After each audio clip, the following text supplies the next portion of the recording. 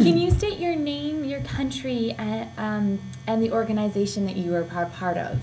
My name is Cristian Wittman. I'm a part of the Brazilian campaign against landmines, based in Rio in Brazil. And how old are you? Well, actually, I'm 25 years old. Perfect. Can you tell us a little bit about your country and as it relates to cluster bombs, landmines, and the work that you do? Brazil is a state party of the Mine Ban Treaty and remains actually as one of the main stockpilers for the training purposes. But on the cluster munitions, Brazil, until this date, Brazil is not a part of the Oslo process, and we don't see Brazil signing the conference in the signing conference in Oslo, 3 December.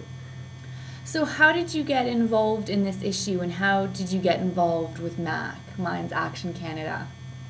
In 2004, when I started with a scholarship in my university, when in Bachelor in Law, I got involved with the Brazilian campaign, and then in November 2004, I went to Nairobi for a Mines Action Canada program, the International Youth Symposium, the first of the sequence, and where I got the skills to run a campaign and to be a campaigner. And then in 2007, I went to Jordan for the review conference, which gave me the opportunity to act as a campaigner in the 8th meeting of states parties of the Mine Ban Treaty. Do you think that Mine Action Canada's contribution of youth programming to the landmine and cluster bomb movement is important, and why or why not? Of course, I agree if it's really important, because Stop here. You need to repeat the question that Estee is saying to you, because Estee's voice will be taken out. So if you can just say, I think it's important that, blah, blah, blah, blah, okay? Thank you. Sorry. Good idea. Do you want me to repeat the question? No, I think Okay. I think it's important the Estee, work. Stop. Estee, stop talking. And then. I think it's important the work that Mines Action Canada is doing, being a leader with youth movement in the landmine and cluster munition issue, because not just me, but a lot of campaigners came from those programs and have influenced the government's positions overseas, and giving these skills for not just to be a campaigner, but to have a different point of view of the future that we need. So would you participate in the youth programming again? If you had to do it over again, would you participate? I will participate again in a MAX program, because I really believe that I can right now contribute for those programs, not just to give, to share with others my skills, but also to learn from others. What do you think would happen to the movement if MAC did not organize youth training? If MAC will not organize any kind of youth activity in the future, I think the campaign will have a lack of activities, because the youth movement in the international networks, it's a really important activity, thinking in the sustainable of the movement.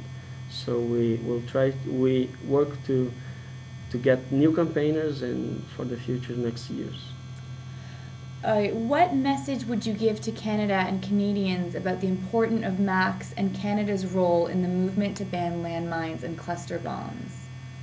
I think Canada and Canadians should be proud of Mines Action Canada's work related with cluster munitions and landmines, and especially their work with youth, because since 2004 they trained and they gave the opportunity to a lot of youth improve their skills on humanitarian issues, and this will have a huge impact in the next years as new youth leaders will grow up and take leader's position, and that will be amazing.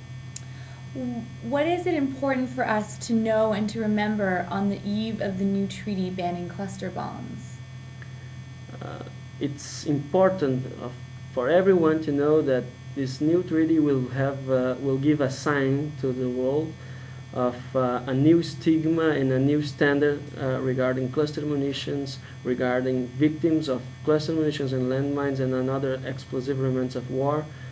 And this treaty it's creating an impact in civilian population and in the government activities and trainings and in the industry. So this treaty is not just about words, but its impact and signals to the world. All right, my last question.